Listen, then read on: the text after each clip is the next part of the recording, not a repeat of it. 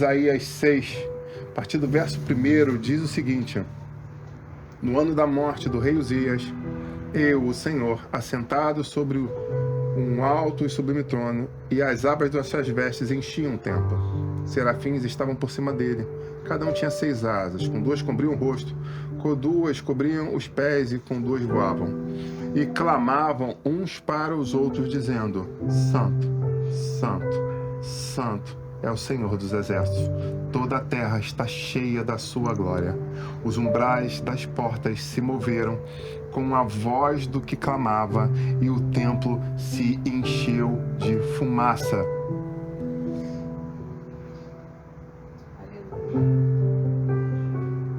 Quero convidar vocês a tentarem se colocar no lugar do profeta Isaías nesse momento. Que coisa grandiosa que estava acontecendo, que coisa linda estava acontecendo. Mas o mais interessante é que essa história não termina aí. E diante disso tudo ele disse: então eu disse, ai de mim, eu estou perdido, porque sou um homem de lábios impuros e habito no meio de um povo de impuros lábios.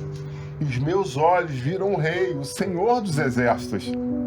Então um dos serafins voou para mim, trazendo na mão uma brasa viva que havia tirado do altar com uma pinça.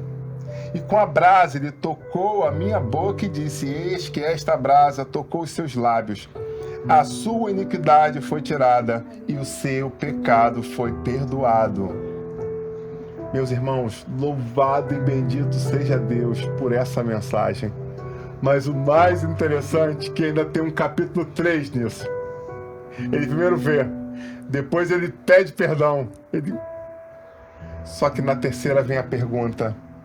Depois disso, ouvi a voz do Senhor que dizia: a quem enviarei? E quem há de ir por nós? E eu respondi: eis-me aqui, Senhor, envia-me a mim. Aleluia, glória a Deus. A mensagem dessa noite tem por título: qual o verdadeiro risco da cegueira? Qual o verdadeiro risco da cegueira? O homem de Deus recebeu nesse texto um grande presente. Ele teve os olhos espirituais abertos e, além de ter os olhos abertos, os seus ouvidos também foram abertos, porque ele viu e ele ouviu. E no ouvir, ele ouviu a grande pergunta: quem irá por nós? Quem irá por nós? Ele era um profeta, ele era um homem de Deus, isso é fato. Mas ele sabia as suas debilidades, ele sabia as suas fraquezas. Ele sabia onde o calo apertava. E ele se escondeu atrás disso. Pelo contrário, diante de toda a magnitude do que estava acontecendo, ele tomou uma decisão. E que decisão foi essa? Declarar aonde estava o seu erro, aonde era a sua fraqueza, aonde era o seu calcanhar de Aquiles. E ele pega e se apresenta falando: mas como? Eu estou vendo a glória de Deus se manifestar na minha frente e eu não sou merecedor disso. Só me falho. Estou andando com gente que tá mal na foto. Mas aí vem a primeira reflexão da noite, que quando ele declara isso, o Espírito Santo move. E o anjo, contemplando, recebendo a ordem, ele vai e toca naquele homem de Deus. E o mais interessante é que ele foi tocado, sim, com o objetivo de ser curado. E é nesse momento da questão do ser tocado para ser curado que eu queria fazer um link com vocês e falar sobre sentidos. E em especial sobre o sentido da visão. Algumas pessoas têm restrição de visão, chamado popularmente de cegos. Só que é interessante que o corpo humano é uma verdadeira máquina muito complexa. E quando uma pessoa é tolhida de um dos sentidos, vocês, que são pessoas muito inteligentes, estão acima da média, são estudantes, podem me responder aqui até mesmo para a internet eu ver. O que acontece com os sentidos de uma pessoa quando, por exemplo, ela fica cega? O que acontece com os outros sentidos dela? Ficam mais apurados, exatamente. Quando uma pessoa, por algum motivo específico, biológico, mecânico, seja por questão de acidente, o que for, ela fica tolhida do direito de enxergar, o que acontece com o seu corpo? Os outros sentidos, né, como se fosse aquela questão dos filmes de X-Men, né, eles começam a tomar uma proporção muito maior. Para o quê? Para que haja uma compensação, não é isso? Então, a audição dessa pessoa vai passar, né, vai aumentar 20%, 30%. O olfato, bota aí 40% a mais, ó, já tá chegando o perfume, aquele perfume, é a Jéssica que tá vindo ali, ó, já fica já com... Traduzindo, os outros sentidos são desenvolvidos porque no corpo, por alguma questão, algum desses sentidos foi tolhido.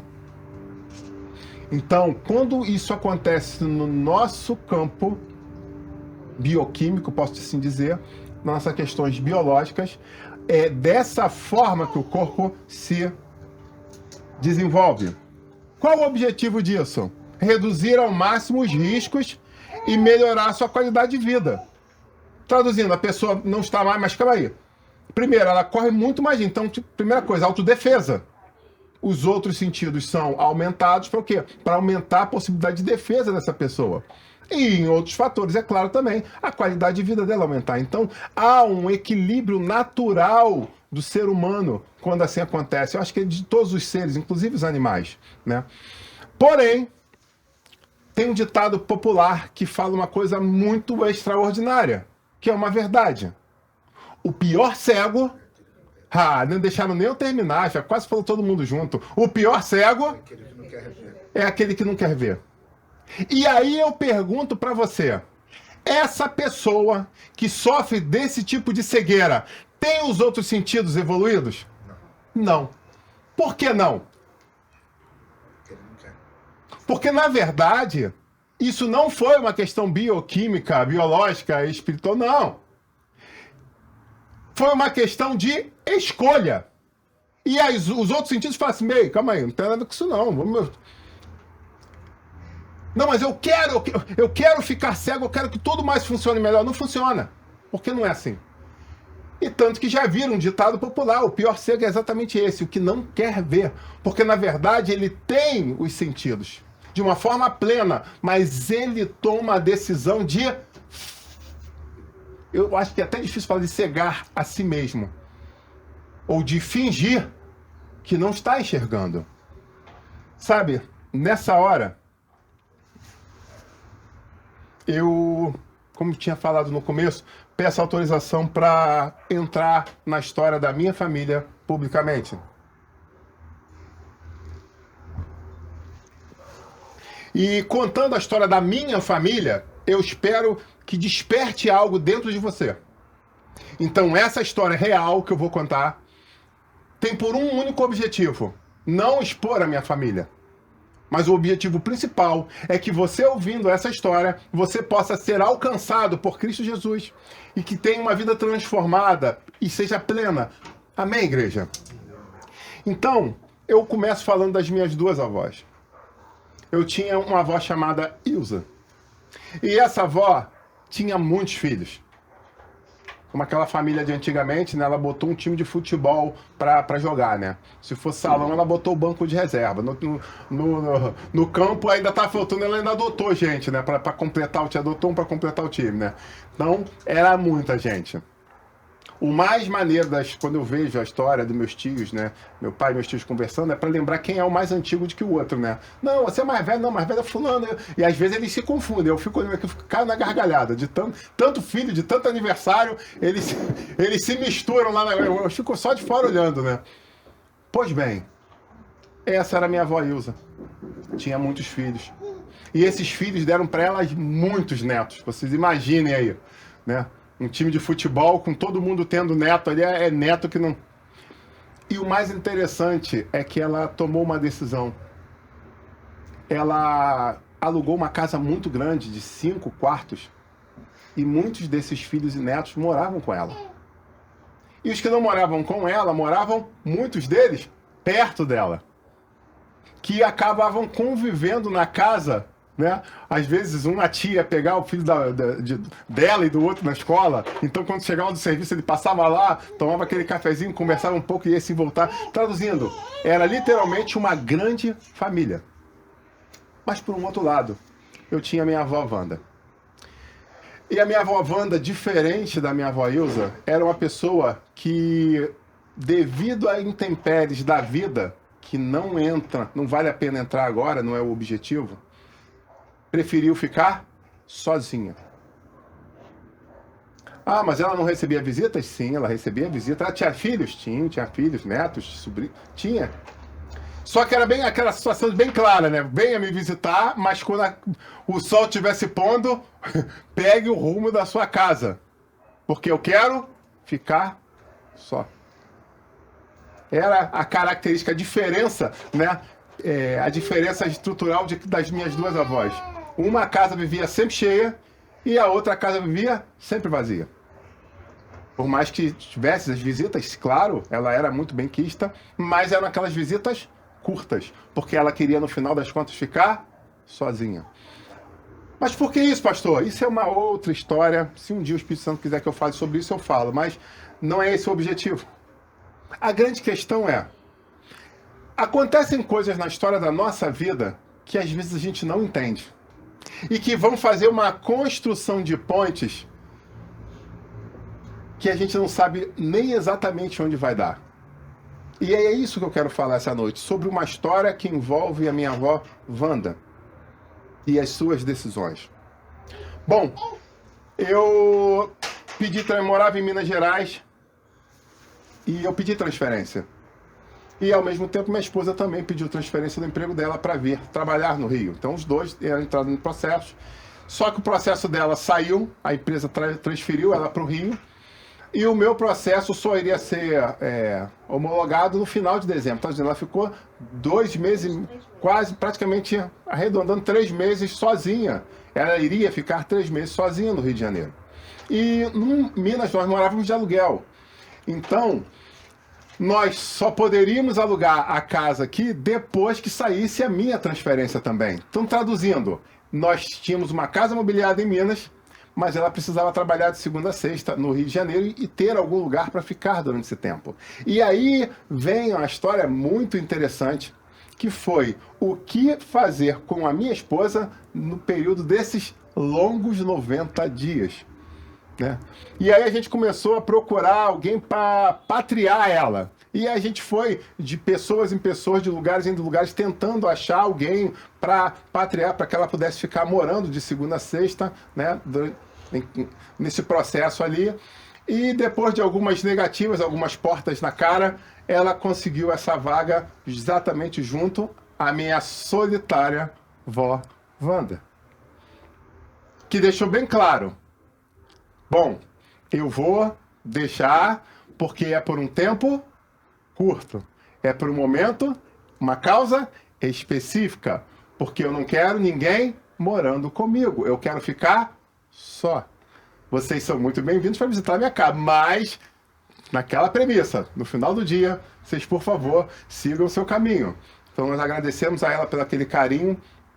E assim foi. A minha esposa foi morar com a minha avó durante esses 3 meses. Pois bem, aí vem a parte da história triste, porém interessante. Por que Deus permitiu que a transferência dela saísse antes da minha? Eu poderia dizer para consolidar o nosso casamento, para solidificar a saudade, né? Poderíamos colocar isso por várias vertentes.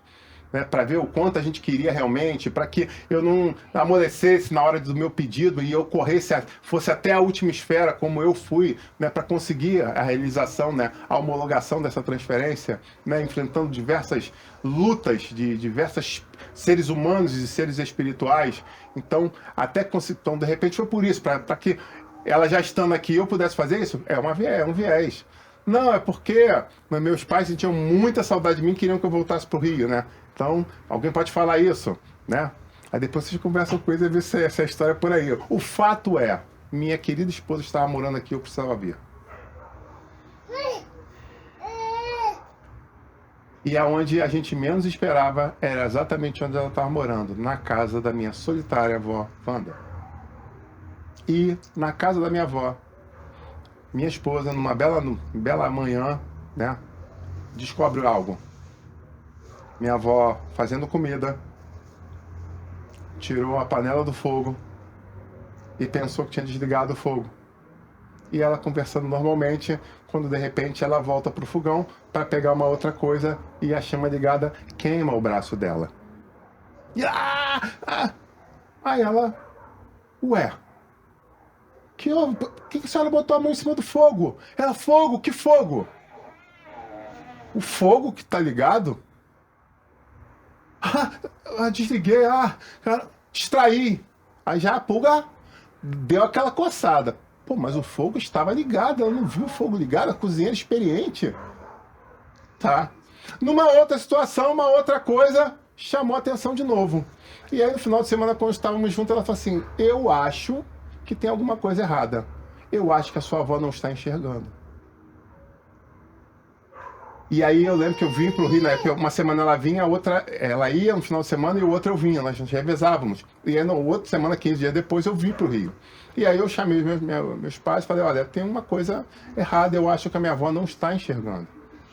E aí eu lembro que eu e minha mãe, meu irmão, fomos à casa da minha avó, acho que minha tia estava também, e aí a esposa do irmão mais novo dela, e aí a gente foi conversar com ela. Pasmem, o que aconteceu no meio dessa conversa? Negativa veemente de que estava com problema de visão. E a segunda coisa que aconteceu por conta dessa conversa? Raiva de quem? Raiva do caguete, do boca do Sherlock Holmes, né? Cada um bota o, né? do boca de ferro, que entregou ela. Então agora ela estava chateada com a minha esposa, porque foi levar para a família algo que ela tinha visto no particular delas. Mas o fato é, ela estava perdendo a visão ou não? Sim, ela estava ficando cega. Só que ela morava na mesma casa há o quê? 30, 40 anos? Quase 40 anos? Acho que era isso na época. Então ela sabia, a mente dela estava plenamente mapeado cada centímetro quadrado daquele apartamento. Então, por mais que ela estivesse ficando cega, pela memória dela, ela sabia exatamente onde estavam as coisas. Então, o que estava acontecendo? Ela não queria contar para ninguém o que estava acontecendo e ela minimizava o problema. Por quê? Porque ela tinha a memória. E o interessante é que ela começou a pedir à minha tia para fazer as compras dela. E na época até, né? Aí a gente chega no Eduardo. O Eduardo entra nessa história, porque o Eduardo trabalha no supermercado a 2 quarteirões da casa da minha avó, não é verdade? E de repente minha tia ia fazer as compras dela, não era isso? O Eduardo via, conversava, meu tio, minha tia, né? Via sempre lá, conversava no mercado, né? Então a testemunha ocular da outra parte da história está exatamente ali, né? Coincidentemente chegamos no Eduardo. Então, não, é porque a escadaria, eu moro no quarto andar e todo mundo não, tranquilo, é justo, pô, quarto andar, né, subir com bolsa, então, mas na verdade tudo aquilo já era um plano de encobertamento do problema. Porque ela já estava sentindo dificuldade de andar sozinha na rua, de atravessar a rua. Então ela fez de uma forma que ninguém soubesse o que realmente estava acontecendo. E aí veio a Kati e entregou, desfazendo todo aquele plano maravilhoso que ela tinha feito, né? E aí sobrou para quem? Pra pobre, coitada da minha esposa, né? Que ela acabou ficando chateada com a minha esposa. Porém, por mais que ela, né? E um detalhe aqui que vale a pena ficar no vídeo, né? Quando minha avó ficava nervosa, ela falava três, parecia Maracanã o negócio, entendeu? Então assim, tem que falar, porque, né? Porque conhece, né? Quem conheceu a figura, né? Então quando colocada na parede, ela já lançou lá, já mandou aquelas 3 primeiras páginas do dicionário de palavrão, já, né? Tipo assim, quem foi que inventou isso de mim? Aí tu já fica até confuso, né? Calma, desculpa, não, mas tava lá queimadura no braço. Era prova cabal que tinha acontecido realmente alguma coisa.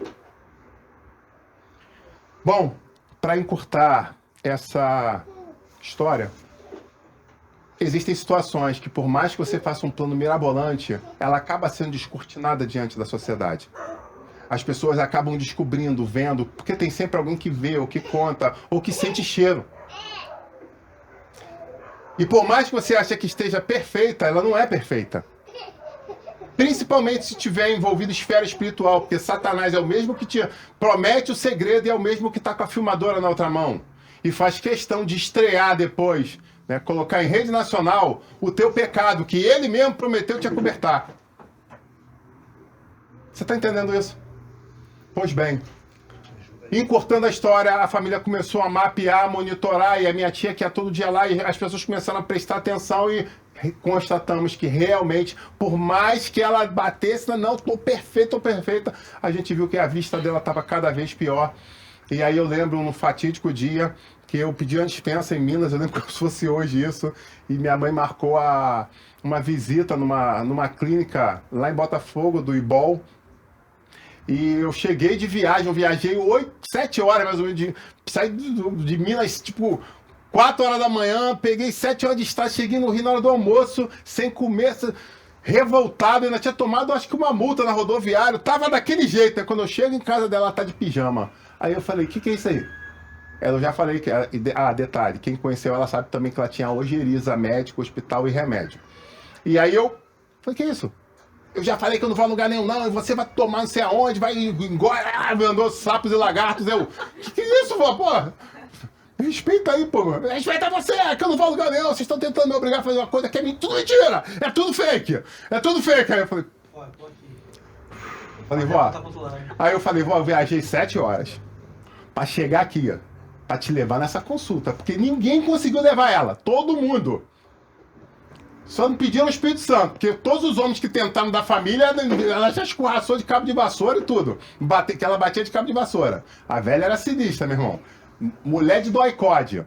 Então tu imagina aí como é que a mulher batia mais que meus pais, meu amigo. Batia com força, né? Então ela só batia de pau. Aí já recebia com a cabo de vassoura. Eu falei, vó, vamos fazer o seguinte, ou você entra no carro por bem ou por mal. Porque eu não viajei 7 horas... E detalhe, eu servia num quartel que você conseguia 3 dispensas por ano. Eu tava gastando uma das 3 dispensas para ir levar no hospital. Eu tive que quase deixar uma vista de calção para conseguir a dispensa. Ah, tu vai. Porque eu já tomei multa na estrada. Hoje o dia que não tá bom para mim. E ela chorando. Aí, meu amigo, parecia que aquelas pessoas incorporadas que virou. Aí ela começou a chorar igual a criança. Ah, por favor, meu netinho. Eu falei, não. Se for capeta, eu mando sair. Se for estratégia psicológica, também não tá dando certo. Mas tu vai... E aí a Vera chorou. E queria se jogar no chão. Eu falei, se jogar no chão é melhor que eu já pego com as 2 mãos. Aí ela virou de novo. Aí começou, xingou uns 50 palavrão. Eu falei, meu Deus do céu, a velhinha dava trabalho. Vocês estão de bobeira? Aí quando ela olhou, eu falei assim, eu só vou falar uma coisa. É de pijama ou tu vai trocar de roupa? É só isso. Não tem mais nada em voga aqui. Ou é pijama ou é sem roupa. E aí eu fui na direção dela. E quando eu cresci, o negão na direção dela. Calma, vamos conversar. Vou trocar de roupa. Eu falei, mas não tranca a porta do quarto não, porque senão eu vou arrombar. Aí quando ela sentiu que não tinha jeito, ela trocou de roupa. E ela foi falando uns 200 palavrões até chegar no carro. Mas ela foi andando. E aí para andar já não estava enxergando mais. A coisa estava muito avançada. Só que, né, como eu falei, dentro de casa, ela conhecia cada centímetro quadrado. Vai entendendo essa história, porque essa história é muito mais profunda do que as nossas risadas ou lágrimas. E levamos ela para o hospital. E o que era somente uma consulta de rotina, virou o quê? Uma cirurgia de emergência. Porque a coisa tinha chegado a tal ponto que o médico falou, ou ela opera hoje, ou a vista dela vai explodir. Então, traduzindo, Deus me levou no dia certo para levar ela, porque senão ela ia ter ia ser uma situação mais traumática ainda.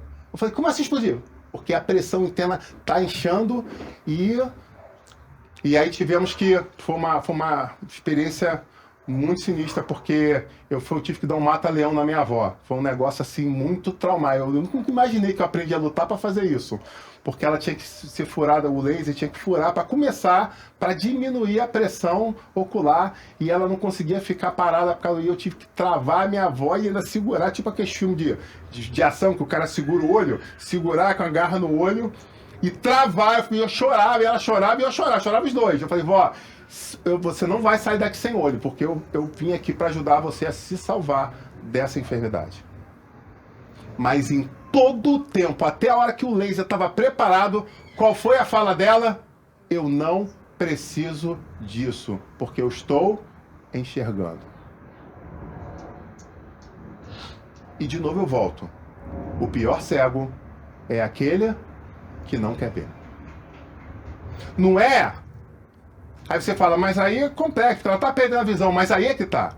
Por mais que no caso ela tivesse, parece redundante, que ela estava perdendo a visão, mas ela não queria reconhecer que ela tinha um problema. E essa é a grande questão. Muitas pessoas na face da terra fazem diferente do que fez Isaías. Porque Isaías, diante da presença do Senhor, ele literalmente fez o quê? Eu sou um homem impuro, tenho lábios impuros, habito no meio de um povo de impuros lábios, eu não mereço isso. Eu estou com medo disso. Porque eu estou vendo agora que Deus é real. E muito mais real do que eu possa ter imaginado. Que agora eu estou vendo. Eu estou vendo a glória dele, eu estou vendo os anjos voando, serafins, eu estou vendo tudo isso. Eu estou vendo a manifestação da glória, eu estou vendo a fumaça enchendo o templo. É real, e agora que eu estou vendo que é real, eu estou descobrindo que eu não posso brincar. Por mais que me chamem de profeta, por mais que me chamem de homem de Deus, diante da sociedade que eu convivo, eu sei que tem coisa escondida dentro de mim. E se isso não for resolvido, então eu vou morrer. Então ele chega publicamente e declara, eu sou. Ou melhor, eu não sou. Eu não sou merecedor. E do momento que ele declara, as coisas começam a acontecer na história da sua vida. Mas sabe, a minha avó, como eu disse, até o momento do laser, ela continuava negando que precisasse daquilo. E ela fez a cirurgia de emergência. E a cirurgia foi no IBOL, que na verdade, quem não conhece, né, fazendo jabá, muitos dizem que é um centro de referência oftalmológico. Não sei se dizer Rio de Janeiro com certeza, não sei até que ponto no Brasil, mas no Brasil é uma das referências também. Não é isso? E os médicos felizes, foi sucesso, beleza. E quando ela sai dali, que depois que ela consegue voltar, o que acontece com a visão dela? Começa a ser restaurada. Aleluia. E ela começa a falar, estou enxergando, estou vendo. Eu tô vendo. Caramba, que isso? E agora todo mundo está alegre. Todo mundo está feliz com o resultado da cirurgia. Salvou-se um olho, salvou-se de uma cegueira. Glória a Deus, a cirurgia deu certo. E agora vamos voltar todos para casa. Esse eu posso dizer que foi um dia de alegria, um dia de júbilo. Só que a história não acaba aí. Tem mais um detalhe. Logo na sequência saiu minha transferência. E quando saiu minha transferência, eu vim para o Rio de Janeiro também. E agora a gente precisava correr atrás de um apartamento para morar. Eu entreguei o de lá e agora posso alugar um apartamento aqui. Eu vendo que ela estava com debilidade, eu respeitava e gostava muito da minha avó. Ela me ajudou meus pais a me criar, para os meus pais poderem sair para trabalhar. Então eu respeitava muito ela. E tem até uma situação psicológica interessante, porque muita gente fala, então você foi criado por vó. Não, eu fui criado por um carrasco, meu irmão, porque ela tinha perdido num assassinato, ela teve o filho mais velho assassinado, e todos falavam que eu era a cara do meu tio mais velho. Eu conheci ele. E realmente, muita gente fala que eu parecia mais com ele que meu próprio primo, né, que ele tinha um filho homem. Então, cara, ele parece mais contigo do que com o próprio filho. Então eu sei, hoje, estudante, né, formado em psicanálise, eu sei que ela fez a transposição. Então, tipo assim, eu perdi um, a família decidiu botar o outro no lugar e ela começou a me criar ali. Então, foi aquilo que ajudou a aplacar a dor dela. Então, ela não me criava como um neto, ela me criava, na verdade, como um filho. Não é isso, mãe? Tá de minha mãe para. Então, ela via o filho que ela tinha perdido, Deus dando a oportunidade de voltar e educar. Então, ela batia como batia no filho. Então, quando o nego fala que vó é bondosa, eu não sei que negócio é esse, não. A minha avó era chapa quente. E aí você pergunta, voltamos para cá, falei, vó, eu vou voltar pro Rio agora e eu quero fazer uma pergunta, você quer morar comigo? Ela, não, eu quero morar sozinha. Falei, vó, a gente junta soldo, pô, pega um negócio bonito aí, um negócio de 3 quartos, vai formar geral, eu não pretendo ter filho agora, então, meu neto, eu agradeço, seria, né, uma boa para todo mundo, mas eu quero morar sozinha.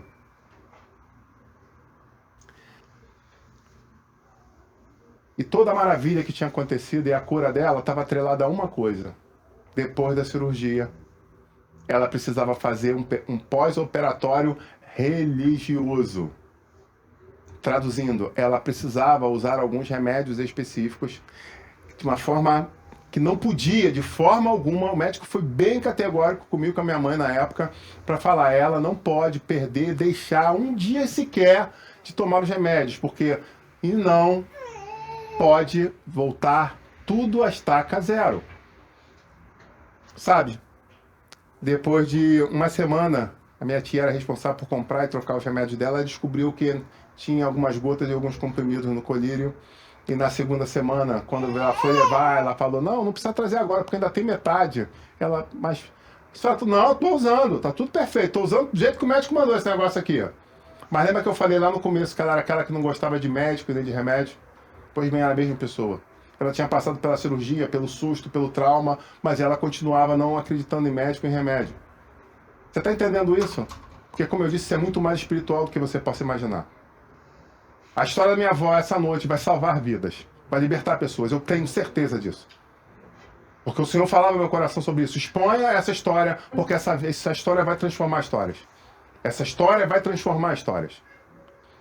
E ela começou a negligenciar, e o médico categórico, precisa ser religioso, não pode pular, não pode faltar, porque senão pode voltar tudo a estaca zero. Só que agora a gente já tinha se mudado, ela não quis morar junto, a gente seguiu a nossa vida para nossa casa. E a gente visitando, acompanhando de perto, mas não morando mais com ela, né?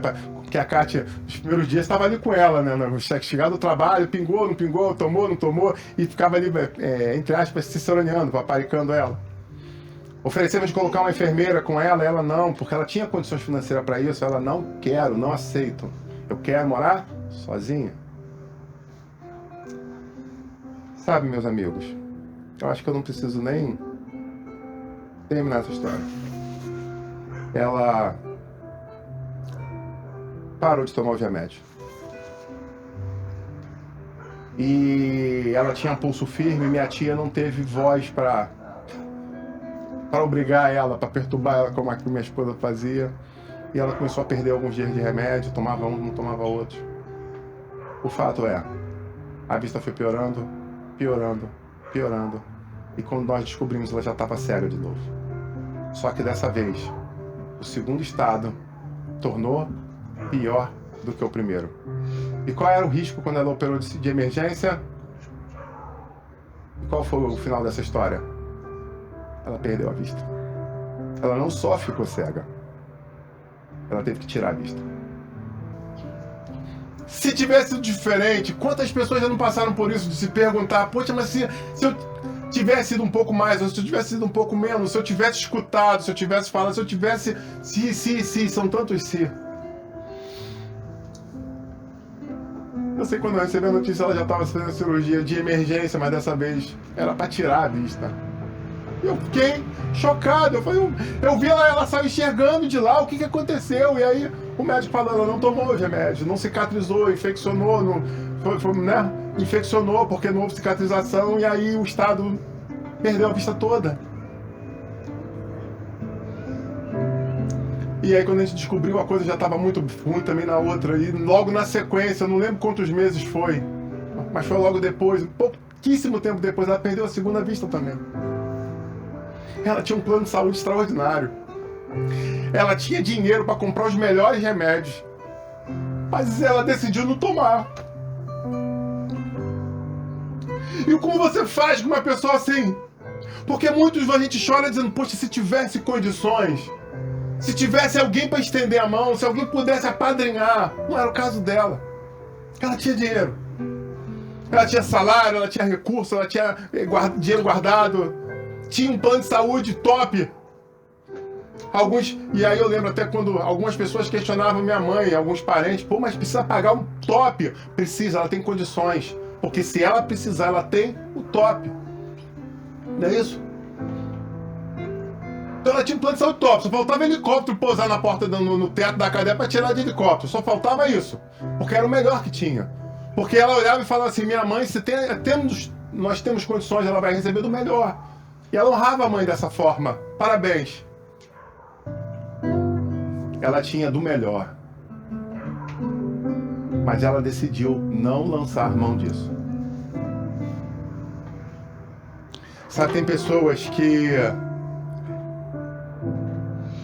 acabam passando pela cirurgia de emergência. Tem pessoa que está doída, machucada, ferida, o demônio está cirandando, as finanças estão destruídas, e ela vai e passa pela cirurgia de emergência.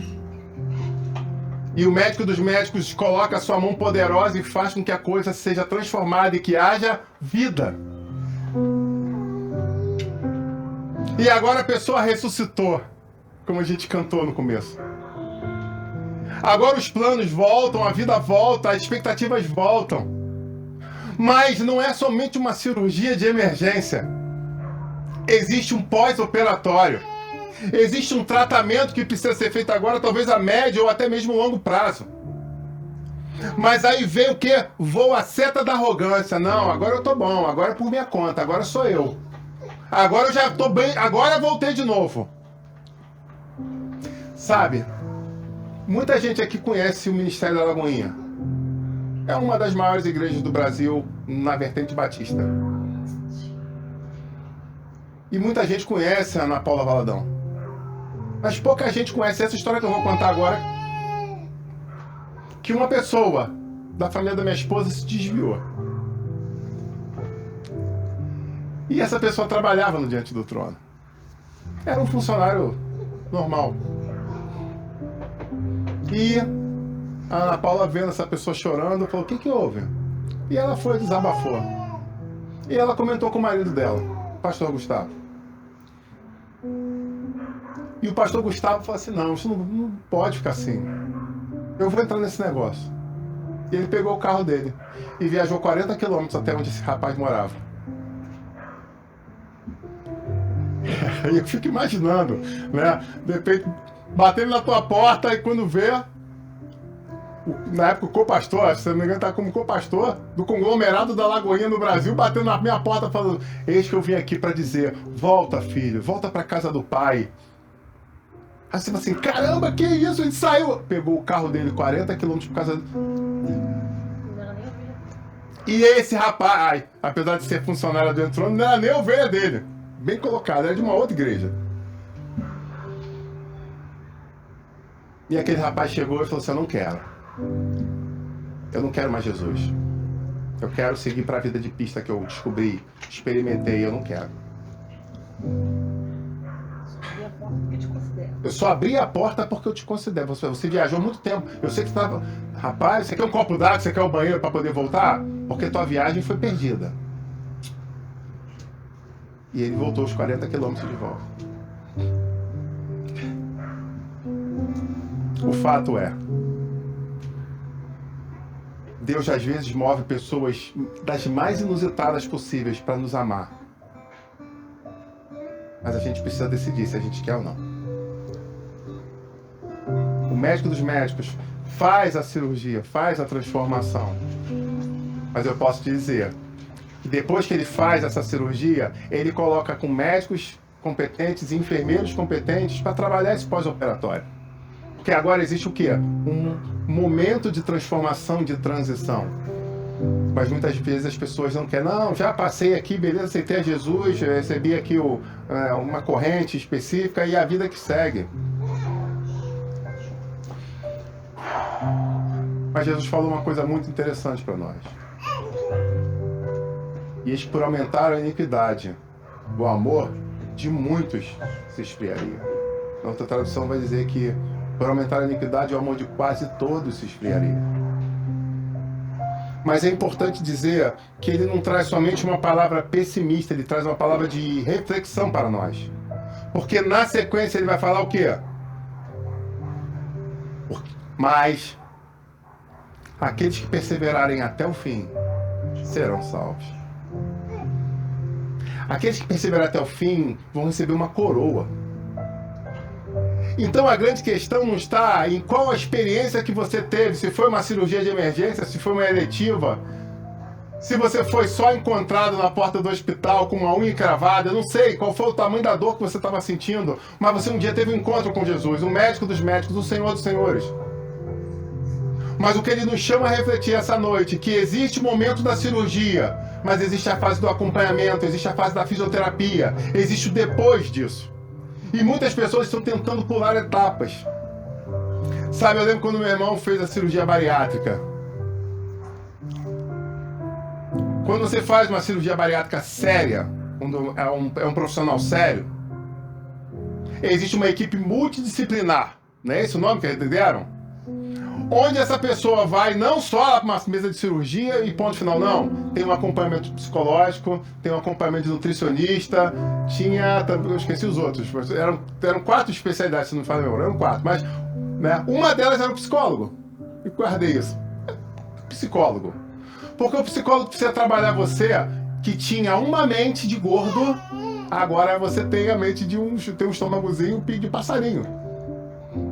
E eu lembro de uma das reuniões que eu fui, que a família tinha que participar das reuniões, é que eu fiquei chocado. Não sei se você lembra, você lembra até a história que eu vou falar, né? Que a pessoa tinha direito a tomar um copinho de 50 ml. Na primeira semana, no primeiro mês, eu não lembro mais. Sei que tinha ali. E uma mulher no grupo terapêutico lá desabafou que os 50 ml dela era de leite condensado. Era para tomar gelatina líquida. O que ia acontecer? Já estava escrito na lista. Não precisa. Eu vou fazer um prognóstico aqui espiritual, vou subir no monte. O que estava dizendo ali? Já estava bem claro que ela não tinha conseguido transformar a mente. E o último estado dela corria o risco de ser pior do que o primeiro. Então eu quero te dizer que talvez você tenha tido uma experiência com Cristo. Mas existem médicos e enfermeiros capazes, fisioterapeutas capazes, no mundo espiritual, para te ajudar a se manter de pé. E o Espírito Santo mandou eu trazer essa mensagem à igreja, tanto física quanto a nossa igreja virtual. Você não pode, pura e simplesmente, passar por uma cirurgia, levantar da cama só em filme e sair andando, correndo, dando tiro, negativo. Você precisa de um acompanhamento. E em nome de Jesus eu quero me colocar, junto com essa equipe que eu tenho, em profissionais altamente competentes para te ajudar a se levantar e se manter de pé.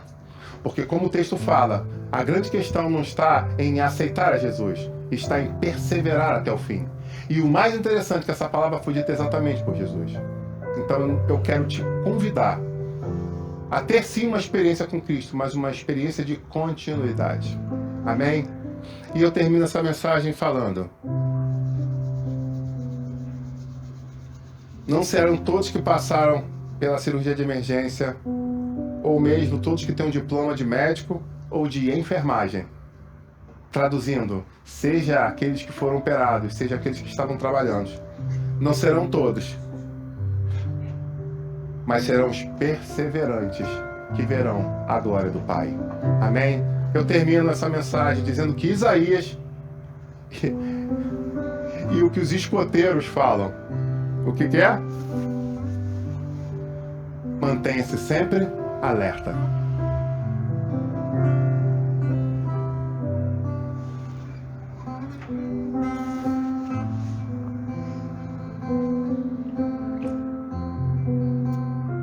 Essa é aquela hora da chamada. Mantenha-se sempre alerta, mas sempre alerta em quê? E aí eu vou te dizer, eu vou listar 4 coisas para você ficar sempre alerta. detectar o problema ou ouvir um alerta. Fase 2, aceitar ajuda para sair desse buraco que você está. Fase 3, aceitar parar para aprender como não cair de novo. E a fase 4, pastor, virar um resgatador, virar um Goel, para ajudar aqueles que ainda estão sofrendo. Amém? Glória a Deus. Incline sua cabeça, eu quero orar por você.